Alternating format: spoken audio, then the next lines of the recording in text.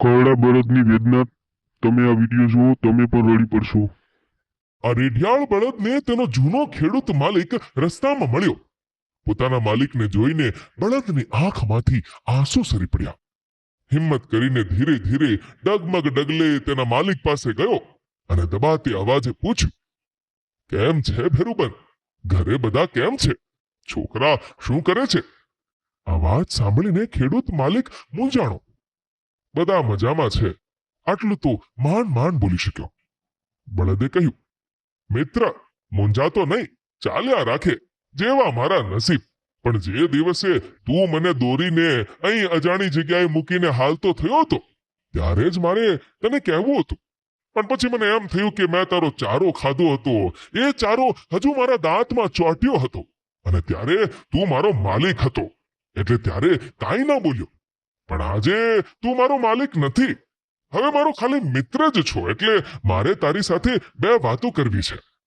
ખેડૂત બોલ્યો, એવું નથી, પણ દુકાળ છે એટલે, ચારાની તંગી જેવું છે એટલે મિત્ર.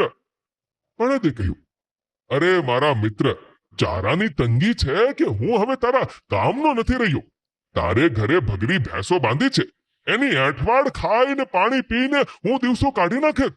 મિત્ર, તને યાદ છે, તારે નળિયાવાળા મકાન હતા, તારી પરિસ્થિતિ સારી નહોતી. ત્યારે તારી હાલત જોઈને મને એમ થતું કે ખેતીમાં વધુ મહેનત કરું, જેથી કરીને મારા માલિકને સારી ઉપજ અને વધુ વળતર મળે.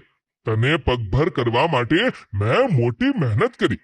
તારા ખેતરડા ખેડા, પૃથ્વી પેટાળ પલટાવી નાખ્યા. મેં દિવસ રાત એક કરી દીધા હતા. પછી કાળિયા ઠાકરની કૃપાથી અને આપણી મહેનતથી તારે મોટા મોટા મકાન બની ગયા, મોટરસાયકલ ને કાર આવી ગયું, બધું સારું થઈ ગયું. હું પછી તારા પરિવારને સુખી જોઈને હરખાતો હતો. પણ જે દિવસે તારા ઘરે મિની ટ્રેક્ટર આવ્યું, બસ મને ધ્રાસકો પડ્યો કે હવે આ મારા ઉતારા ભરાવશે. મિત્ર, સાચું કહું ને તો હું બહુ દુઃખી છું. પેટ ભરવા માટે ક્યાંક સીમ કે શેઢે મોં નાખું, ત્યાં તો લોકો લાકડી લઈને દોટ મૂકે છે અને સીધા મારી પીઠ ઉપર ફટકારે છે. આ ઠોકરો ખાઈ ખાઈને હું થાકી ગયો છું. મને બહુ અઘરું લાગે છે. અરે ભલા માણસ, હું ક્યાં હવે જાજુ જીવવાનો હતો? મારી કાયા ઘડપણે ઘેરાણી છે અને હવે મારે જાજુ જીવવાના અભરખાઈ નથી. જેવા મારા ભાગ્ય. પણ મિત્ર, હવે મારું એક કામ કરજે. તારા ફળિયામાં મને બાંધવાનો જે ખિલ્લો છે ને, એ ખિલ્લાને તું ઉખાડી નાખજે. કારણ કે કોક દિવસ એ મારા વાળા ખિલ્લે તું ભેંસોને બાંધીને લીલા ચારાના ખોળ કપાસિયાના 32 ભાતના ભોજન જમાડીશ ને, તો મારા આત્માને શાંતિ નહીં મળે.